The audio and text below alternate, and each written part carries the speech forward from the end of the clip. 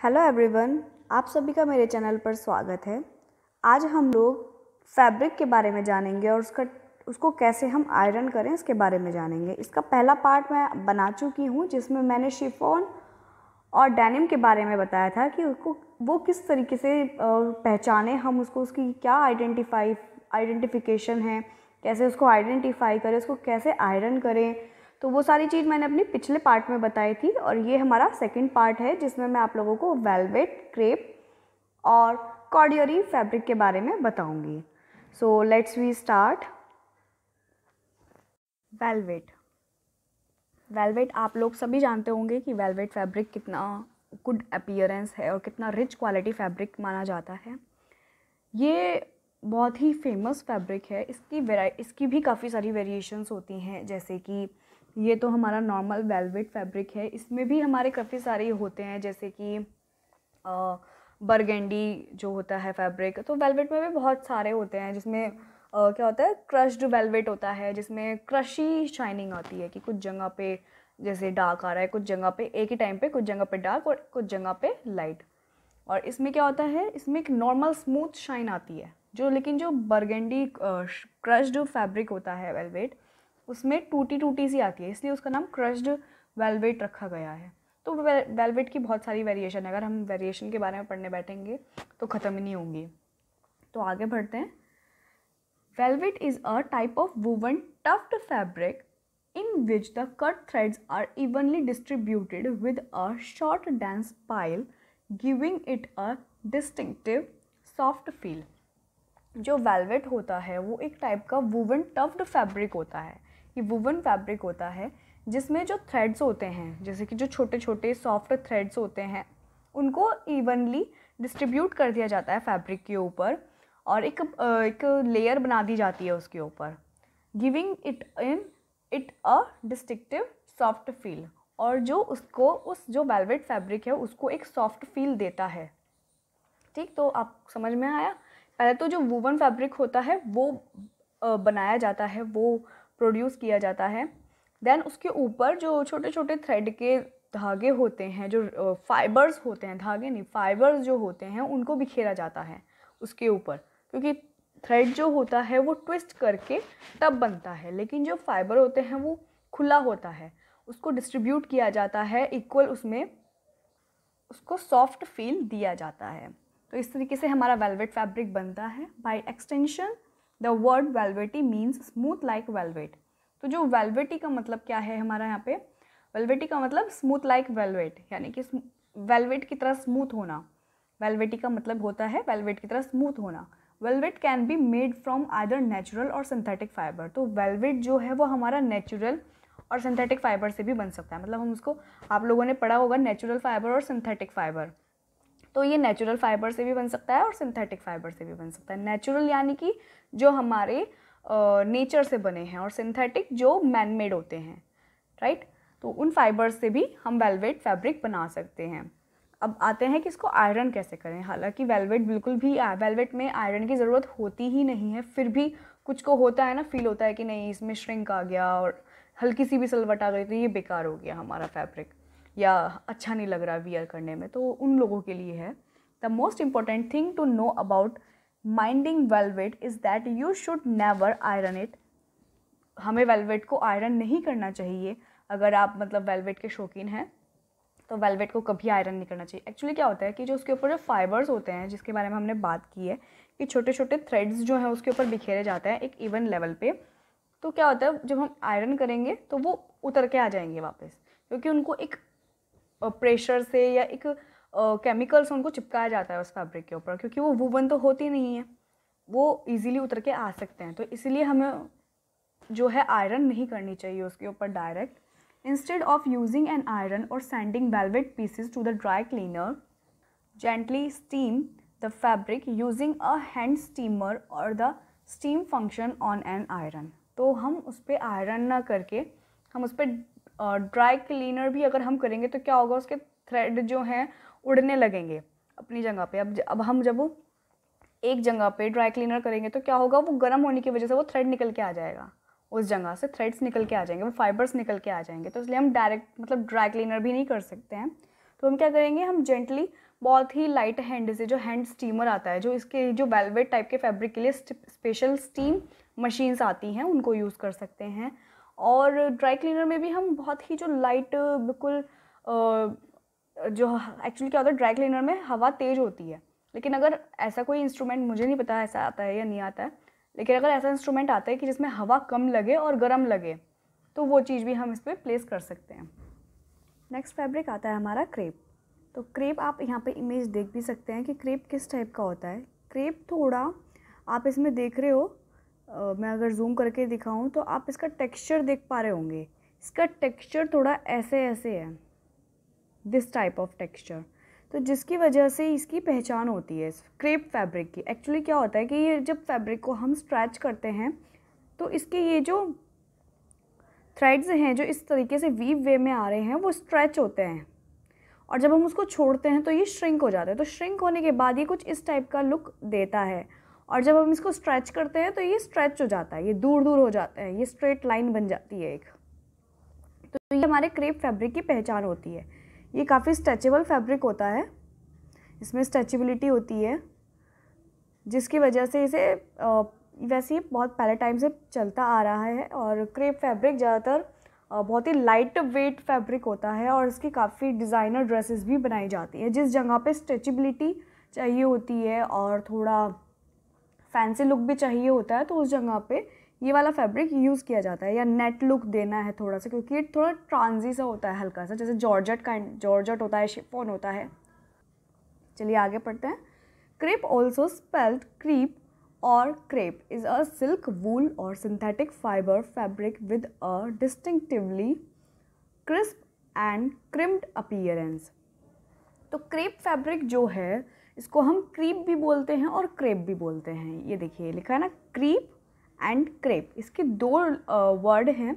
तो क्रीप भी बोलते हैं हम इसको क्रेप भी बोलते हैं।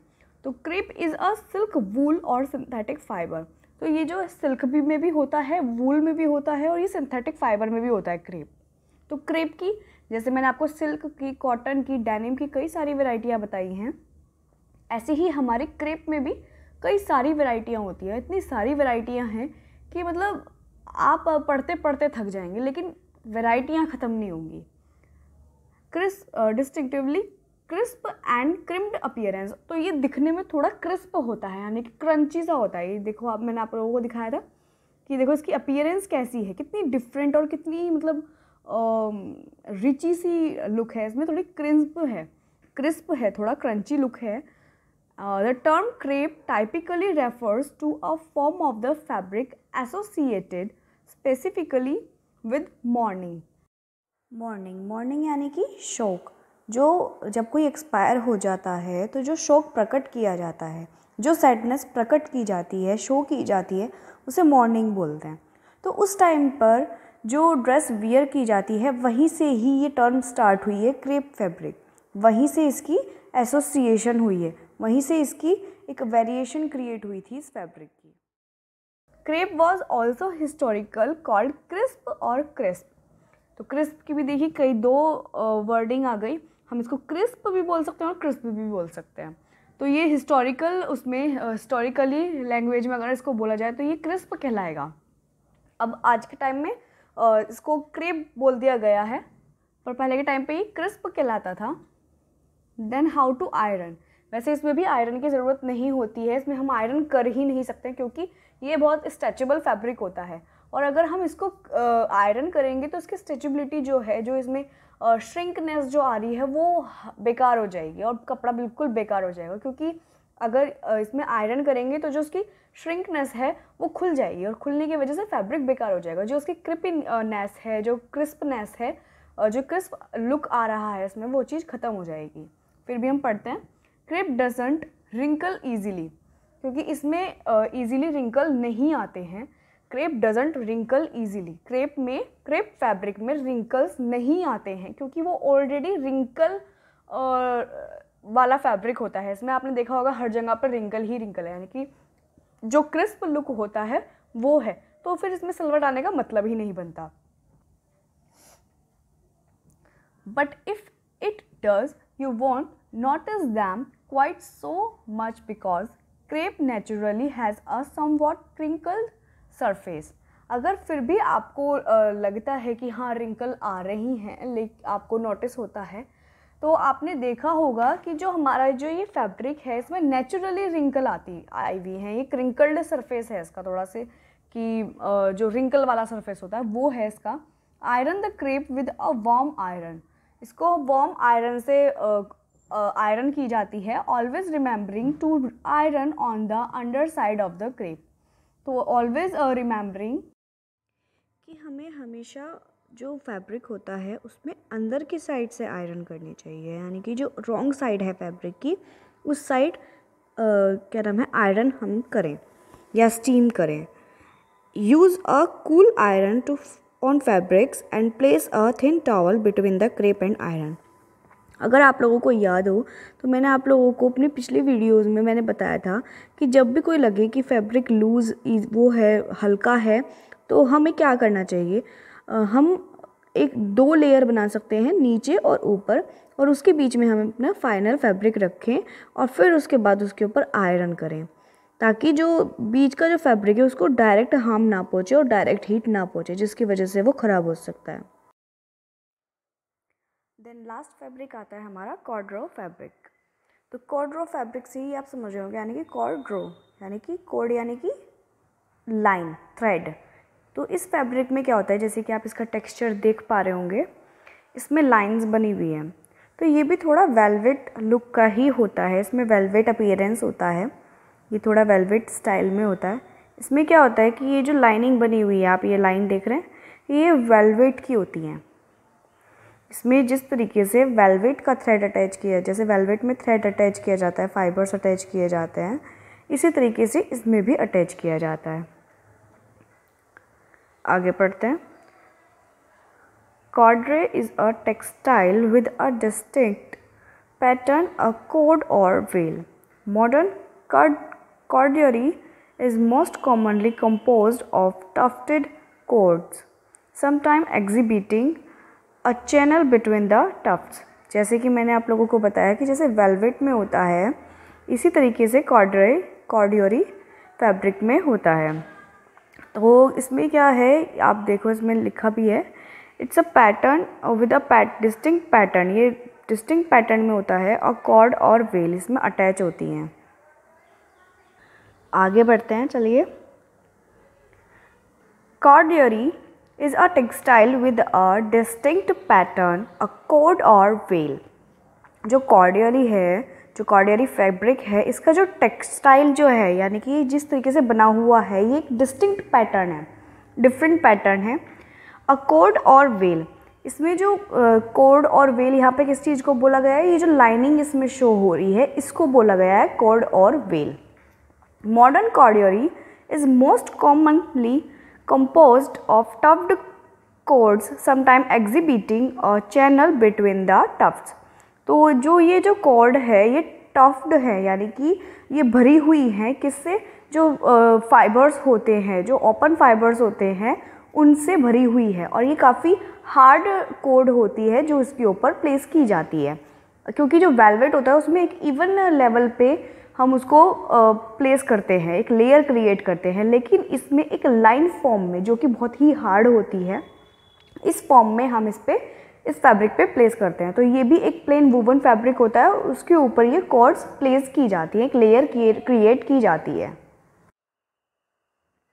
Both velvet and corduroy derive from fustian fabric.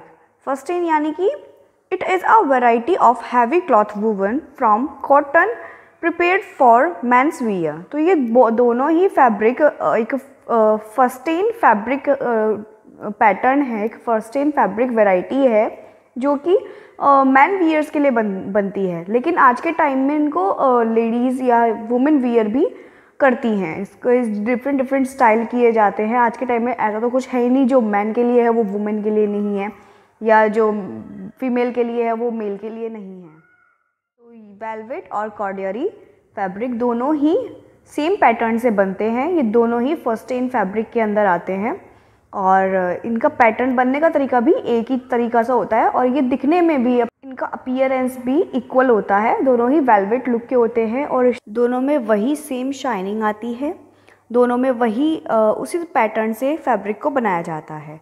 तो अब देखते हैं हम इसको आयरन। अगर वेलवेट पे जिस तरीके से आयरन की जाती है उसी तरीके से वैसे इसमें भी की जाती है, लेकिन फिर भी हम एक बार रीड आउट कर लेते हैं। Use a medium heat setting and iron in the direction of the pile, यानी कि पाइल यानी कि ये जो हमारी लाइन बनी हुई है फैब्रिक में, इसके सेम डायरेक्शन में ही हमें आयरन करनी होती है, यानी कि हम इस वे में ही आयरन करेंगे, ये नहीं कि हम इस वे में आयरन कर रहे हैं। तो उससे क्या होगा कि फैब्रिक हमारा बेकार हो जाएगा और ये जो कोड्स बने हुए होते हैं, जो इसमें पाइल बनी हुई होती है, वो निकल जाएंगी। तो इसीलिए उसी फॉर्म में हमें आयरन करनी होती है। और वही चीज़ अगर हम इसके ऊपर एक लेयर लगाएं फैब्रिक की, अलग फैब्रिक की, कॉटन फैब्रिक की, तो और भी अच्छा है, हमारा फैब्रिक डैमेज होने के एक भी चांस नहीं रहेंगे। Ensuring you don't leave the iron in one place for too long, ये चीज़ ध्यान रखें कि जो आयरन है उसको एक जगह पर ना छोड़े, एक जगह पर करके ना छोड़े। और सबसे बड़ी चीज़, फैब्रिक को उल्टा कर कर ही आयरन करें, सीधा करके आयरन ना करें, क्योंकि वो उस पर चिपक जाएंगे, जो उसके फाइबर्स हैं वो उस पर चिपक जाएंगे। तो इसलिए आयरन को जो फैब्रिक है उसकी रॉन्ग साइड से आयरन करें। Do not press the iron down too hard as this can crush the pile. तो जैसे कि मैंने आप लोगों को बताया था पहले भी अपनी वीडियोस में कि कभी भी फैब्रिक को बहुत ज़्यादा प्रेशर डाल के आयरन ना करें, कि इसकी ये कि कॉटन को जिस तरीके से हम करते हैं कि हाँ प्रेशर डाल के कि उसके क्रीसेस निकल जाएंगे, ऐसा करके ना करें।